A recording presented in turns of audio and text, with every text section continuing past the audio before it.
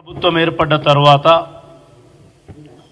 ఉద్యోగ ఉపాధ్యాయ పెన్షనర్లందరికీ కూడా 1వ తారీఖునే అటు వేతనాలు ఇటు పెన్షన్స్ ఇస్తూ ఆదరాభిమానాలు చూరగొంటున్నటువంటి సమయంలో 10 ఏళ్ల పాటు ఉద్యోగ ఉపాధ్యాయ పెన్షనర్ల వేతనాలు ఇవ్వకుండా వారి దాచిపెట్టుకున్నటువంటి సొమ్మును కూడా ఇవ్వకుండా గత 5 ఏళ్లు ఆర్థిక శాఖ మంత్రిగా పనిచేసినటువంటి హరీష్ రావు గారు నిన్న సిద్దిపేటలో సమగ్ర శిక్ష అభియాన్ ఉద్యోగస్తులు ప్రభుత్వానికి విజ్ఞప్తి చేసుకునే ఒక సభ నిర్వహిస్తున్న క్రమంలో అక్కడికి వెళ్ళి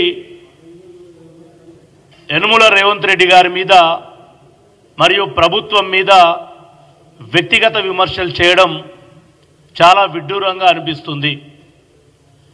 ఇవాళ సమగ్ర శిక్ష అభియాన్లో 18,600 ఉద్యోగ ఉపాధ్యాయులు పనిచేస్తుంటే వారందరికీ గతంలో 2 నెలలకో 3 నెలలకో ఒకసారి వేతనాలు వస్తుండే. ఇవాళ రేవంత్ రెడ్డి గారి ప్రభుత్వం వచ్చిన తర్వాత 5వ తారీఖు లోపల వీళ్ళందరికీ వేతనాలు అందుతున్నాయి.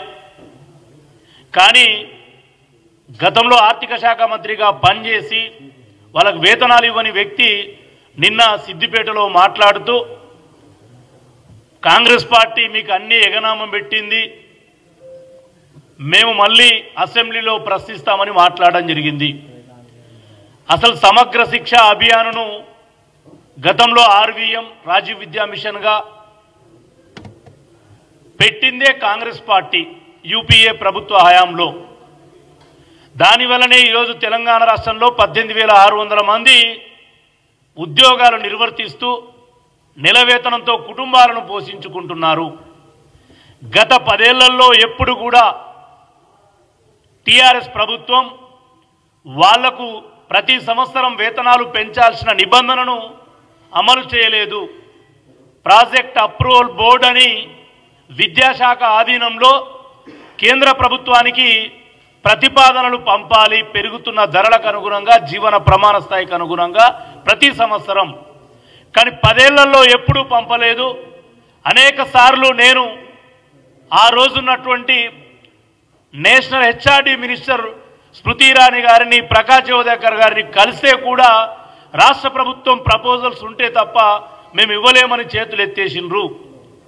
మరి అటువంటి హరీష్ రావు ఇవాళ సమగ్ర శిక్ష అభియాన్ వాళ్ళు ముఖ్యమంత్రి గారి దృష్టికి సమస్యలు చెప్పే ఒక సమావేశాన్ని నిర్వర్తిస్తే వెళ్ళి ఎగనామాల రేవంత్ రెడ్డి అని మీరు నామకరణం చేయమని చెప్పిండు. ఎంత నీచమైన సంస్కారం హరీష్ రావుదంటే 10 ఏళ్ళ అధికారంలో ఉండి మేము వచ్చి 1 ఇయర్ అవుతుంది.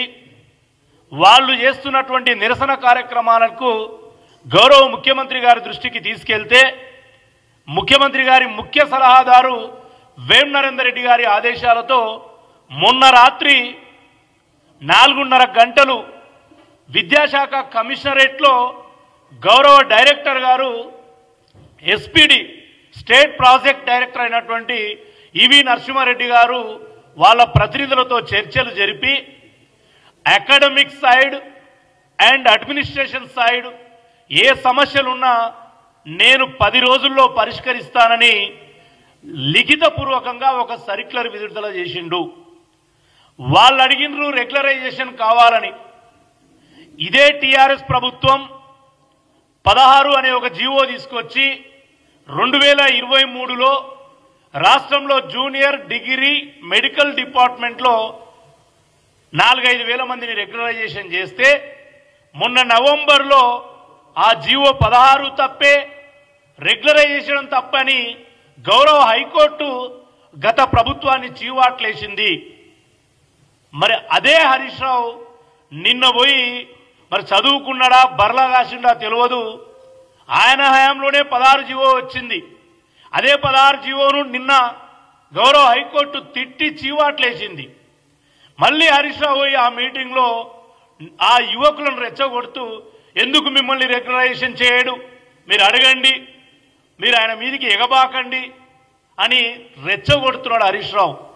తప్పు చేస్తున్నారు హరీష్ రావు. మీరు జీవో 16 అనేది కొట్టివేయబడ్డప్పుడే తెలంగాణ రాష్ట్రంలో రెగ్యులరైజేషన్ అనే ప్రక్రియకు తావు లేదు. మా గౌరవ రేవంత్ రెడ్డి గారు ఇవాళ ముఖ్యమంత్రి, గతంలో పిసిసి అధ్యక్షులు, ఇవాళ క్యాబినెట్లో ఉన్నటువంటి సుమారు 7 మంత్రులు, ఒక 25-30 మంది ఎమ్మెల్యేలు గతంలో ఎస్ఎస్ఏ ఉద్యోగులకు మాట ఇచ్చినట్టు వాళ్ళకి హెల్త్ కార్డ్స్ అయితేనేమి, వాళ్ళకు కూడా క్యాజువల్ లీవ్స్ అయితేనేమి, వాళ్ళ హాస్టళ్లలో కస్తూర్బా గాంధీ హాస్టళ్లలో హాస్టల్ వార్డెన్ కేర్ టేకర్ను నియమించడం అయితేనేమి, సిఆర్పీలకు ఎఫ్టీఎల్ ట్రావెలింగ్ అలయన్స్ ఇవ్వడం అయితేనేమి, ఇవన్నిటికీ కూడా మా ప్రభుత్వం ఆమోదం తెలిపింది. ఇవాళ అధికారులు ఉత్తర్వులు ఇవ్వబోతా ఉన్నారు. మినిమం టైం స్కేల్స్ అనేది ఇవాళ ప్రభుత్వం మా మేనిఫెస్టోలో కూడా మేము మాట ఇచ్చినాం. ఇవాళ ఎస్ఎస్ఏ ఉద్యోగస్తులందరూ కూడా గాంధీ భవన్ వేదికగా విజ్ఞప్తి చేస్తా ఉన్నా. ఇవాళ హరీష్ రావు అనే వ్యక్తి, టీఆర్ఎస్ అనే ప్రభుత్వం గత 10 ఏళ్లలో మీ జీవితాలను చెలగాటమాడి మీ మొత్తం బతుకును కూడా నిర్వీర్యం చేసి ఇవాళ అన్ని ఇస్తున్న కాంగ్రెస్ పార్టీకి వారు పైకి ఎగబడేటట్టు రెచ్చగొడుతున్నారు. వాళ్ళ ఉచ్చులో పడొద్దు. ఇవాళ ప్రజలకు ఇచ్చినటువంటి, సంబంధ వర్గాలకు ఇచ్చినటువంటి మాటను నిలబెట్టుకుంటూ ఒక్కొక్కటి నెరవేరుస్తున్న రేవంత్ రెడ్డి గారి ప్రభుత్వం మన ఎస్ఎస్ఏ ఉద్యోగులకు కూడా త్వరలోనే మంచి కబురు చెప్తా ఉంది. ఫిబ్రవరిలో జరిగే ఫైనాన్షియల్ బడ్జెట్ సంబంధించిన సమావేశాల తర్వాత మన ఎస్ఎస్ఏ ఉద్యోగులందరికీ కూడా మనం కోరుకునే విధంగా మంచి కబురు అందబోతా ఉంది. కాబట్టి ఈ హరీష్ రావును నమ్మొద్దు. మన జీవితాలను నిర్వీర్యం చేసినటువంటి వ్యక్తి ఇవాళ ఏ పని లేక మనం ఎక్కడ సమావేశం అయితే అక్కడికి వచ్చి రేవంత్ రెడ్డి గారి మీదకి ఎగనూకడమే పనిగా పెట్టుకున్నటువంటి కుటిల యత్నాన్ని తిప్పికొట్టాల్సిందిగా ఎస్ఎస్ఏ ఉద్యోగులందరినీ కూడా గాంధీ భవన్ నుంచి కాంగ్రెస్ పార్టీ అధికార ప్రతినిధిగా నేను విజ్ఞప్తి చేస్తాను.